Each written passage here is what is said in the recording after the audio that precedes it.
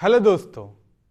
तो हम स्टडी कर रहे थे टाइम एंड डिस्टेंस, और टाइम एंड डिस्टेंस में हम रिलेटिव स्पीड के सवाल यानी रिलेटिव स्पीड वाला जो कॉन्सेप्ट है वो हमने सीखा था, और उसके बाद कुछ सवाल इससे पहले की वीडियोस में सॉल्व किए थे। ठीक है, आज हम रिलेटिव स्पीड को ही कंटिन्यू करेंगे और एक छोटा सा कॉन्सेप्ट लास्ट में सीखेंगे। तो रिलेटिव स्पीड के सवाल बहुत कम सवाल हमने सॉल्व किया था, तो हमने कहा था कि अगले वीडियोज़ में एक दो सवाल और सॉल्व करेंगे, फिर इसके बाद हम टाइम एंड डिस्टेंस में आगे बढ़ेंगे। ठीक है, तो आज का सवाल है, आपके स्क्रीन पर दिख रहा होगा सवाल। Train A and B start at the same time. Train A travel at 55 kilometre per hour from station X to station Y, and train B travel at 80 kilometre per hour from station Y to station X. They cross each other after 1 hour 36 minutes. What is the distance in kilometer between the station X and station Y? CGL Tier 2 में यह सवाल पूछा गया 2018 में। देखिए, relative speed का पूरा concept यहाँ पर यूज होगा। ठीक है, देखिए दो स्टेशन इसमें बता के रखा है।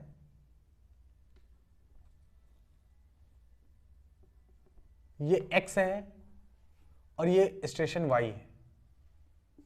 ठीक है, train A and B start at the same times, तो इधर से ट्रेन ए चलती है और इधर से ट्रेन बी चलती है। ठीक है, ट्रेन ए और ट्रेन बी। ठीक है, ट्रेन ए की जो स्पीड है वो है 55 kilometre per hour. 55 kilometre per hour. Train A की स्पीड कितनी है? 55 किलोमीटर पर आवर। ठीक है,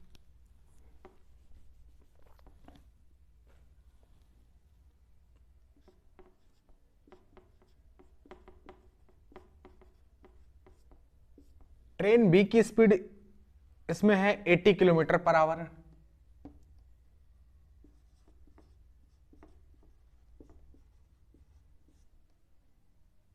ये ट्रेन बी की स्पीड है जो कि वाई स्टेशन से एक्स स्टेशन आ रही है। ये ट्रेन ए की स्पीड है 55 किलोमीटर पर आवर जो कि स्टेशन एक्स से स्टेशन वाई की तरफ जा रही है। ठीक है, they cross each other after 1 hour 36 minute. ठीक है, 1 आवर 36 मिनट पे वो क्रॉस कर देती हैं एक दूसरे को। So what is the distance between the station X and Y, और डिस्टेंस आपको किलोमीटर में बताना है। ठीक, 1 आवर 36 मिनट में क्रॉस करती है। टाइम कितना दे रखा है? तो टाइम दे रखा है 1 hour 36 minute.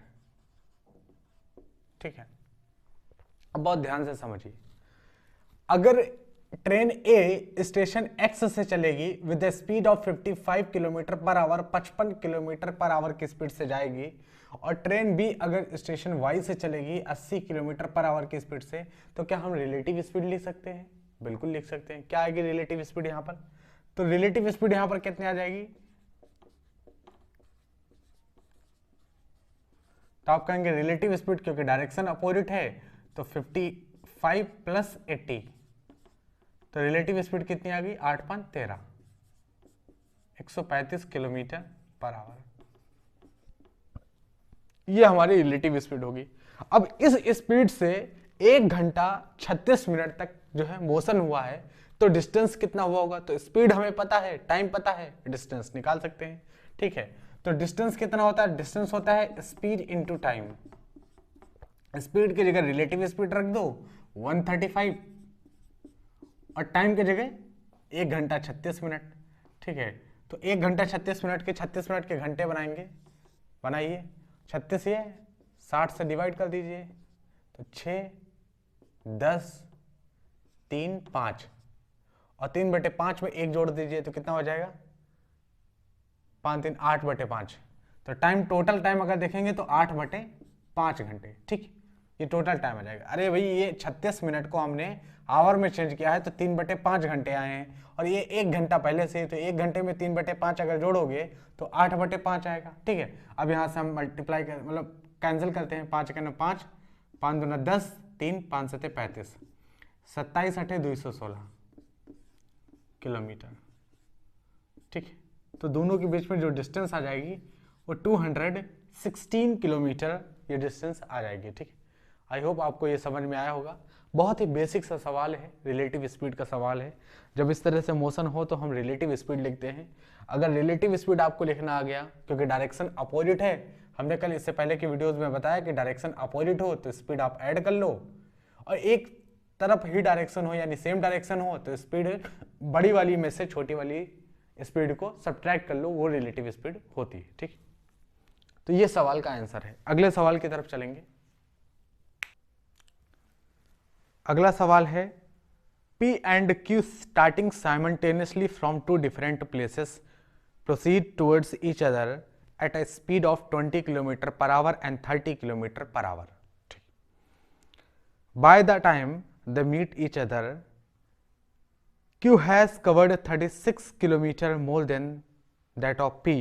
The distance in kilometer between the two places is. ये भी relative speed का सवाल है, ये भी CGL 2015 में सवाल आया है। पुराना सवाल है थोड़ा सा, लेकिन अच्छा कॉन्सेप्ट इसमें यूज होगा।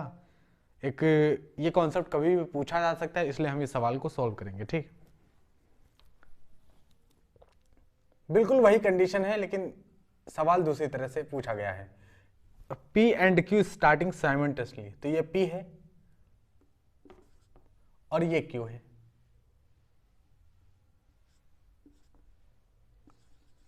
ठीक है, ये P है और Q है, साथ में स्टार्ट करते हैं। ठीक है, स्टार्टिंग साइमल्टेनियसली, ये P से इधर की तरफ जा रहा है, P जो है इधर की तरफ जा रहा है और Q जो है इधर की तरफ जा रहा है, लेकिन दोनों साथ में स्टार्ट करते हैं अपनी डिफरेंट स्पीड से। ठीक है, proceed towards each other at A speed of 20 kilometre per our and 30 kilometre per our. तो P जो है वो 20 किलोमीटर पर आवर की स्पीड से Q की तरफ जा रहा है, जबकि Q P की तरफ जा रहा है विद 30 किलोमीटर पर आवर की स्पीड से। ठीक, by the time they meet each other, अब मान लीजिए कि अगर 30 किलोमीटर पर आवर है तो ये ज्यादा चलेगा और ये कम चल के यहां पर दोनों मिल जाएंगे। ठीक है, यहां पर मान लीजिए मिल गए, ये पॉइंट का नाम रख देते हैं हम M, तो यहां पर मिल गए। अच्छा, हमने ये ज्यादा क्यों चलेगा, क्योंकि स्पीड ज्यादा है इसकी 30 किलोमीटर पर आवर, इसकी स्पीड कम है तो ये कम चलेगा, तो ये कम चलेगा, ये ज्यादा चलेगा, ये तो ऐसे ही दिख रहा है। अच्छा, सवाल में भी रखा है कि by the time they meet each other Q has covered 36 kilometre more than that of P, यानी Q जो है वो P के रिस्पेक्ट में Q जो है वो 36 किलोमीटर ज्यादा चलता है। जैसे M पर मुलाकात हो गई, P और Q की मुलाकात M पर हो गई, तो सवाल ये दे रखा है कि जब M पर मुलाकात हो गई यानी ये दोनों P और Q यहां पर मिल गए, तो उस टाइम ये देखा गया कि जो Q है उसने 36 किलोमीटर ज्यादा चला है as compare to P। The distance in kilometre between the two places, तो दोनों प्लेस के बीच में यानी P और Q इनिशियली कितनी दूरी पर थे, यानी इनके बीच का डिस्टेंस अगर हम कह लें ये x था, तो ये x कितना था, आपसे सवाल ये किया गया है। बात समझ में आई? सवाल इंग्लिश में है, ठीक है, लेकिन हम उसको ऐसा समझा रहे हैं, ऐसे बिल्कुल डिटेल में। पहले सवाल जो प्रॉब्लम है जो हमें सॉल्व करनी है, वो उसको हम ऐसा इतना डिटेल में समझा देते हैं कि सवाल इंग्लिश में हो या हिंदी में हो कोई फर्क नहीं पड़ता, हमें सवाल से फर्क पड़ रहा है कि सवाल क्या पूछा गया है, ये आपको आना चाहिए पहली बात। तो देखिए, P अगर M पॉइंट पर P और Q दोनों ही मिलते हैं और हमें ये पता है कि Q 36 किलोमीटर ज्यादा चलता है, Q वैसे भी ज्यादा चलेगा 10 किलोमीटर, P के कंपैरिजन में अगर Q को देखो तो 10 किलोमीटर ज्यादा चलता है। आप कहेंगे कैसे, देखो ना, एक घंटे में P जो है 1 घंटे में 20 किलोमीटर जाता है, जबकि Q जो है 1 घंटे में 30 किलोमीटर जाता है। 1 घंटे में 30 किलोमीटर जाता है, तो हर घंटे Q जो है 10 किलोमीटर ज्यादा आगे बढ़ेगा। और इन्होंने कहा है टोटल कितना है, 36 किलोमीटर ज्यादा चला है, तो कितने घंटे में, तो कितना चला है ज्यादा, 36 किलोमीटर ज्यादा। और 1 घंटे में जो है Q 10 किलोमीटर ज्यादा जाता है, 1 घंटे में Q 10 किलोमीटर ज्यादा जाता है। ठीक है, तो स्पीड हम मान लेते हैं Q की स्पीड 10 किलोमीटर।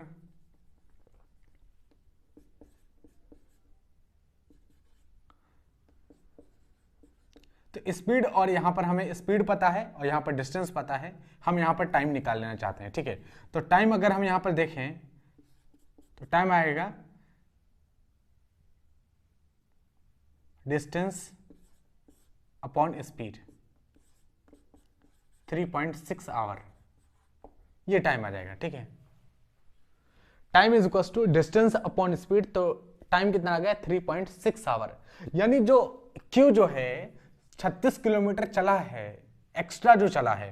ठीक है, अगर आप देखो 36 किलोमीटर चलने के लिए, एक्स्ट्रा चलने के लिए with speed of 10 kilometre per our, तो इसे टाइम कितना लगा होगा 3.6 आवर। ठीक है, 3.6 आवर चला होगा और यहां पर पहुंच गया होगा। ठीक है, 3.6 आवर। तो अगर हम यहां से रिलेटिव स्पीड देखें, यहां पर रिलेटिव स्पीड अगर हम इन P और Q की देखें, तो यहां से इस पूरे मोशन में रिलेटिव स्पीड कितनी है,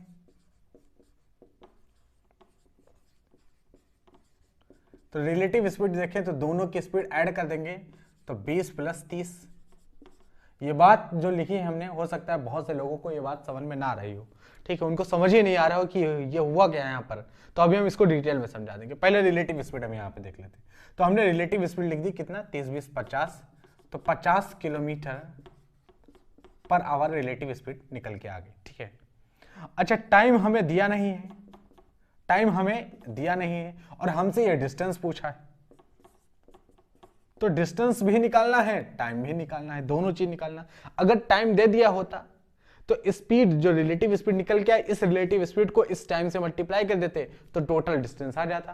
भाई P और Q दोनों अपोजिट डायरेक्शन में मोशन कर रहे हैं। अगर P और Q दोनों अपोजिट डायरेक्शन में मोशन कर रहे हैं तो रिलेटिव स्पीड क्या होगी, सीधे ऐड हो जाएगी। तो रिलेटिव स्पीड तो हमें पता चल गई, लेकिन टाइम नहीं पता ना कि कितने टाइम के बाद m पर दोनों मिल गए, ये तो हमें पता ही नहीं।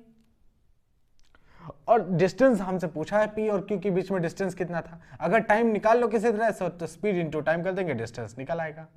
और जो हम ये जो टाइम निकाले हैं ये वही टाइम है जहां पर मिलने का टाइम, यानी P और Q कितनी देर बाद मिलेंगे, वो 3.6 आवर के बाद मिलेंगे। 3.6 आवर रखोगे, मल्टीप्लाई करोगे तो डिस्टेंस आ जाएगा। लेकिन ये टाइम जो हमने निकाला है ये कुछ लोगों को समझ ही नहीं आ रहा होगा ये टाइम कैसे निकाल दिया, तो हम आपको इस तरह से भी बताते हैं ये टाइम, ताकि सबको अच्छे से ये चीज समझ में आ जाए। ठीक है, इतना ही निकल के आएगा टाइम। देखिए आप एक चीज ऑब्जर्व करें कि 1 घंटे में, अगर आप एक चीज ऑब्जर्व करें तो 1 घंटे में होगा क्या, होगा ये 1 घंटे में कि ये 20 किलोमीटर आगे जाएगा। ठीक है, और ये 30 किलोमीटर आगे जाएगा। तो 1 घंटे में अगर हम Q को देखें तो ये 10 किलोमीटर ज्यादा चलेगा। ठीक है, तो 1 घंटा हो गया और Q आगे कितना गया, 1 घंटे में कितना ज्यादा चला, ज्यादा कितना चला, तो Q आगे 10 किलोमीटर ज्यादा चला। 1 घंटे में Q ज्यादा कितना चला, 10 किलोमीटर ज्यादा चला। अच्छा Q 1 किलोमीटर अगर ज्यादा चले तो कितना टाइम लगेगा, भाई 1 घंटे में Q ज्यादा कितना चला, 10 किलोमीटर ज्यादा चला 1 घंटे में। अच्छा 1 किलोमीटर अगर Q ज्यादा चले तो कितना टाइम लगेगा, तो आप कहेंगे 1/10 घंटे। भाई सीधे हम 10 यहाँ पर उतार दिए तो 1/10 घंटे का समय लगेगा जब 1 किलोमीटर Q ज्यादा चलेगा। ठीक है, लेकिन इसमें तो सवाल में दे रखा है कि Q कितना ज्यादा चला है, 36 किलोमीटर। तो 36 किलोमीटर अगर ज्यादा चलेगा तो कितना टाइम लगेगा, तो 36 किलोमीटर अगर Q ज्यादा चलेगा तब कितना टाइम लगेगा, तो हम कहेंगे 1/10 × 36, इतना समय ज्यादा लगेगा। कितना समय लगेगा, इतना समय लगेगा। ठीक है,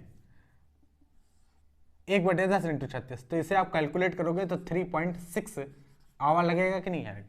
तो Q अगर 36 किलोमीटर ज्यादा चलेगा तो उसे जो टोटल टाइम लगेगा वो 3.6 आवर लगेगा। ठीक है, और M पर अगर मुलाकात होती है तो ये देखा गया कि P और Q में से Q 36 किलोमीटर ज्यादा चला है, M पर मिल गया, तो इसको टाइम कितना लगा होगा, 3.6 आवर का टाइम लगा होगा। और यहीं पर 3.6 आवर, इसका मतलब टोटल मोशन जो है वो 3.6 जो है आवर का हुआ है।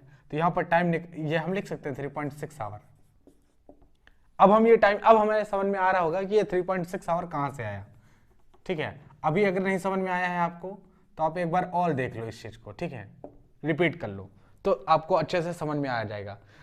1 घंटे में Q 10 किलोमीटर ज्यादा चलता है। हमने ये पता लगाने की कोशिश की कि Q अगर 1 किलोमीटर ज्यादा चले तो कितना टाइम लगेगा, तो 1 किलोमीटर ज्यादा चलने के लिए इसको टाइम लगेगा 1/10 घंटे। लेकिन Q तो 36 किलोमीटर ज्यादा चला है तो इसको टाइम लगा होगा 3.6 आवर, और 36 किलोमीटर ज्यादा चल के यहाँ पर पहुंच गया है ठीक है, अब क्यू पी से मिल गया, इसका मतलब टोटल टाइम जो है मोशन हुआ होगा 3.6 hour with speed of 50 kilometre per hour, relative speed. तो यहाँ से स्पीड इंटू टाइम कर दीजिए, डिस्टेंस निकल के आ जाएगा। तो डिस्टेंस कितना आ जाएगा, स्पीड है यहाँ पर 50 और टाइम है यहाँ पर 3.6, ठीक है।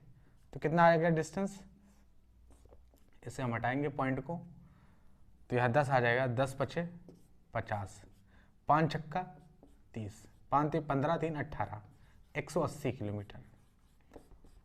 क्वेश्चंस बहुत ज़्यादा सरल है, इससे पहले भी हमने जब 3.6 निकाला था, तो अगर जिसको वो चीज़ समझ में आ गई है तो बहुत अच्छी बात है डायरेक्ट, नहीं तो वो ऐसे भी समझ सकता है, ये भी एक प्रोसेस है, इस तरह से भी समझा जा सकता है, ठीक है। सरल है, सरल भाषा में ये हो गया एक तरह से। तो स्पीड के डिस्टेंस कितना निकल के आ गई, 180 किलोमीटर, यानी पी और क्यू के बीच में जो डिस्टेंस रहा होगा वो कितना रहा होगा, इनिशियल 180 किलोमीटर का डिस्टेंस दोनों के बीच में रहा, ठीक। अगले सवाल की तरफ चलते हैं। अगला सवाल है, A and B are travelling towards each other from the point P and Q respectively, after crossing each other A and B takes. अच्छा, ये सवाल में हमें कुछ थोड़ी सी बात बतानी पड़ेगी। देखिए, एक कॉन्सेप्ट, एक चीज हमेशा याद रखें, इस पर डायरेक्ट जो है सवाल पूछ लेता है एसएससी, और ये फॉर्मूला, मतलब ये जो लाइन हम स्टैंडर्ड रिजल्ट यहाँ पर लिखने वाले हैं, इसको आप हमेशा याद रखें, इस पर डायरेक्ट सवाल पूछता है। कहाँ से ये स्टैंडर्ड रिजल्ट निकल के आया, कभी आपसे कोई नहीं पूछने वाला। कहाँ से निकल के आया, एसएससी ऑब्जेक्टिव एग्जाम होता है, कभी भी आपसे कोई नहीं पूछने वाला कि ये रिजल्ट कहाँ से आया। तो हम वो डेरिवेशन में नहीं जाएंगे, लेकिन डायरेक्ट हम वो स्टैंडर्ड रिजल्ट यहाँ पे लिखेंगे, और इस बात को आप हमेशा याद रखें, टाइम और डिस्टेंस के चैप्टर में डायरेक्ट सवाल इस पे पूछा जाता है। क्या बात याद रखनी है आपको, देखिए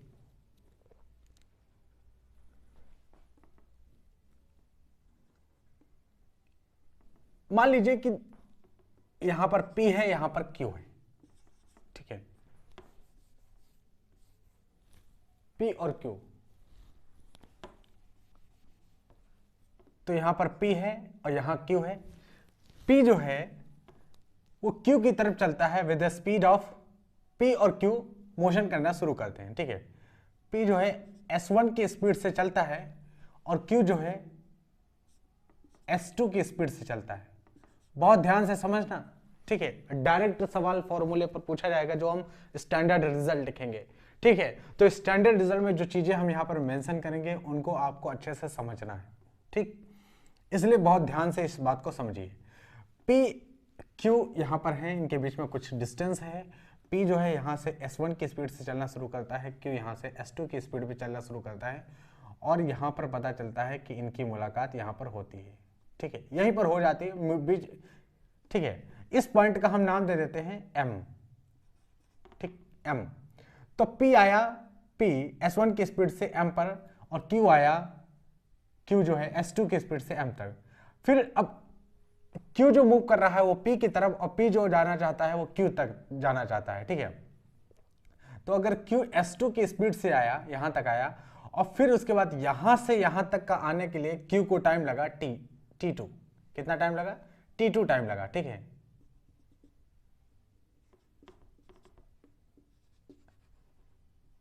ठीक, और यहां से यहां तक का Q तक जाने के लिए P को जो टाइम लगा वो T1 टाइम लगा,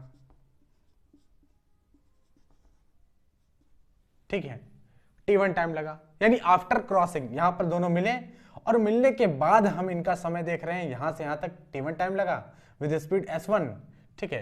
ये ऐसे चल रहे थे, आपको हम बता रहे हैं, तो ये ऐसे मान लो, इस तरह से बना लो तो ज्यादा अच्छा समझ में आ जाएगा, ठीक है।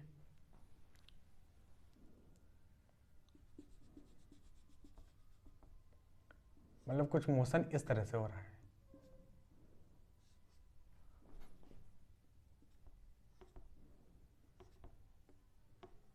ये। तो जब ये Q जो है चलना स्टार्ट किया, तो Q यहां से यहां तक, यानी Q जो है इस तरह से मोशन नहीं हुआ, ये हमने बना दिया है ताकि आपको अच्छे से समझ में आए। Q यहां से यहां तक M तक आता है, तो हमें टाइम नहीं पता कितना टाइम है, लेकिन M से P तक पहुंचता है, यहां पर मिलता है। Q यहां से यहां तक आता है, P यहां से यहां तक आता है, इनकी मुलाकात यहां पर होती है, P और Q की दोनों की मुलाकात होती है। अब Q P के स्थान पर जाने के लिए जो समय लेता है वो टाइम T2 लेता है, और यहां से P Q के स्थान तक जाने के लिए टाइम जो है t1 का समय लेता है, जबकि q टाइम t2 का समय लेता है। ठीक है, तो p भी ऐसे बना लेते हैं, p भी ऐसे मूव करेगा।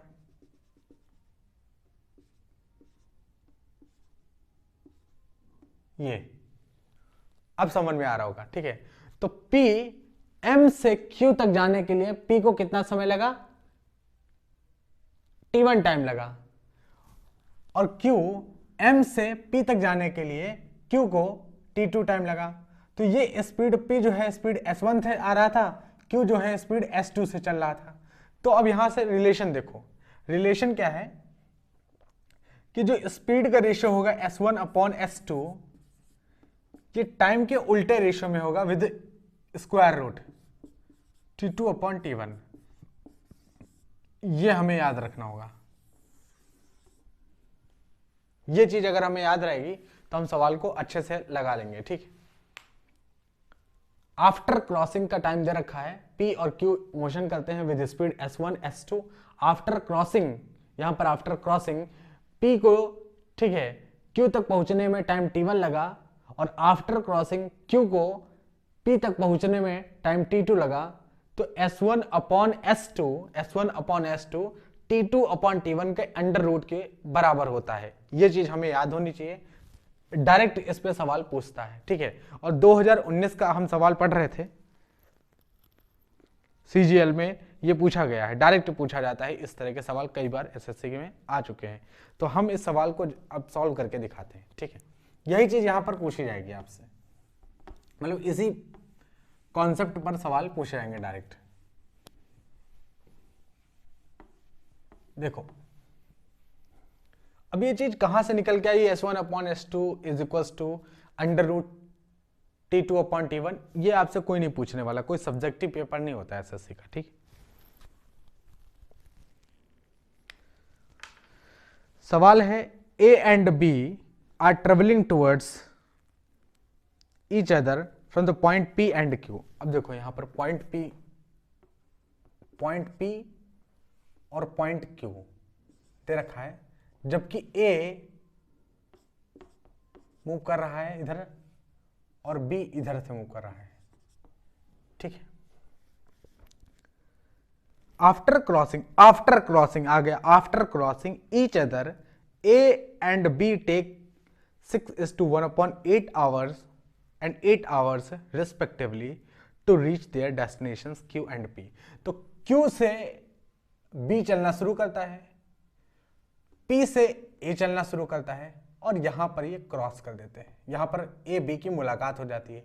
अब a को तो भैया q तक जाना था, b को p तक जाना था, तो अगर b जो आ रहा है यहां पर मुलाकात हो जाती है, पॉइंट m पर मुलाकात हो जाती है, तो b m से p तक जाएगा और a m से q तक जाएगा। तो a का जो टाइम दे रखा है कि after crossing a take 6:1 upon 8 hour, यानी आफ्टर क्रॉसिंग यहां पर हुई, और उसके बाद a कितना टाइम लगा, 6 से ही 1/8 घंटे का समय लगा a को q तक पहुंचने का, क्योंकि q ऐसे आया होगा, फिर ऐसे चला गया होगा q के पर। ठीक है, तो 6 से ही 1/8 घंटे का समय लगा, जबकि b q से चला होगा ऐसे, और उसके बाद ऐसे चला गया होगा, तो p तक जाना था b को, तो इसको 8 घंटे का समय लगा। सवाल में ही मेंशन करके रखा है, to reach their destinations q and p respectively if the speed of the b is 16.8। b की जो स्पीड रखी है, b की स्पीड कितनी है, 16.8 किलोमीटर पर आवर, ये b की स्पीड है। अच्छा, a की स्पीड आपसे पूछी गई है, तो यहां पर स्पीड पूछी गई है, यही इसी स्पीड पूछी गई है। Then the speed in kilometre per hour of a is, a की स्पीड बताइए। बहुत ही बढ़िया सवाल है, जो चीज आपने सीखी सिर्फ उसी को लगा दो। अगर हम a की स्पीड को हम कह लेते हैं sa, मैं कह रहा हूं कि a की स्पीड को हम कह रखे हैं sa कह लेते हैं, a की स्पीड को sa कह लेते हैं, ये पूछी गई है। तो आप कहोगे स्पीड का जो रेशियो होगा sa, इसकी स्पीड और इसकी स्पीड sb हमें पता है कितना है, 16.8 है। तो स्पीड का जो रेशियो होगा वो टाइम के उल्टे रेशियो में होगा विद अंडर रूट। तो टाइम एस ए के आगे जो है यहाँ पर कौन सा टाइम लिखेंगे, एस बी का टाइम लिखेंगे, यानी बी वाले का टाइम लिखेंगे। तो बी वाला क्रॉस करने के बाद जो टाइम लेगा वो कितना टाइम लिया, यहाँ पे देखो क्रॉस करने के बाद कितना टाइम लिया, 8 घंटे, तो हमने यहाँ 8 लिख दिया। ठीक है, अब यहाँ पर हम ए वाले का टाइम लिखेंगे, टाइम उल्टा होगा यहाँ पर। ठीक है, एस ए यानी स्पीड ए अपॉन बी की स्पीड, तो टाइम बी अपॉन ए का टाइम, तो बी का टाइम हमने लिख दिया आफ्टर क्रॉसिंग, और आफ्टर यहाँ पर टाइम का जो रेशियो होगा वो आफ्टर क्रॉसिंग का टाइम का रेशियो होगा। ठीक है, फिर उसके बाद बी का आफ्टर क्रॉसिंग का टाइम लिख दिया, आफ्टर क्रॉसिंग ए का टाइम लिख देते हैं, तो 6 सही 8 बटे 6 सही 1 बटे 8, कितना लिख सकते हैं इसको, तो 8 छंग 48 से 49, 49 बटे 8। तो अगर आप 49 बटे 8 लिखोगे तो ये 8 घूम के यहाँ पर आ जाएगा। ठीक है, तो हम इसे रब कर देते हैं, तो ये 8 2 बार है अंडर रूट के अंदर, तो एक बार बाहर आएगा, और ये 49 7 का स्क्वायर होता है, तो 7 यहाँ पर आ जाएगा। ठीक, इतनी बात समझ में आई। अब एस ए आपसे पूछा गया, स्पीड ऑफ द ए पूछा गया है, तो एस ए यहाँ से निकाल सकते हो, कितना आएगा 8 बटे 7 इंटू 16.8। ठीक है, तो यहाँ से देखो 7 दूनी 14, 2 आया, 7 चौक 28, कैंसिल हो जाएगा यहाँ से, और 24 अठे 192, 192, 24 अठे 192, 24 9 या 216। ठीक है, तो 24 अठे 192, तो 19.2 किलोमीटर पर आवर, यह हमारी स्पीड हो जाएगी ए की स्पीड आपसे पूछा है, तो 19.2 किलोमीटर पर आवर, ये हमारे सवाल का सही उत्तर है। तो ये बात अगर पता है तो आप इसको देखिए, यहां पर हम जब समझ रहे हैं तब टाइम लग रहा है। ठीक है, डिटेल में सीख रहे हैं, अगर आप पढ़े नहीं पहले तब तो आपको इतना टाइम स्टार्टिंग में देना पड़ेगा, सीखना पड़ेगा। सवाल पढ़ते ही अगर आपको ये डायरेक्ट लाइन लिखेंगे, और ये डायरेक्ट लाइन लिखने में आपको थोड़ी सी प्रैक्टिस करनी पड़ेगी, टाइम एंड डिस्टेंस की समझ आपको डेवलप करनी पड़ेगी, तब आप जाके ये डायरेक्ट स्टेटमेंट लिख पाएंगे।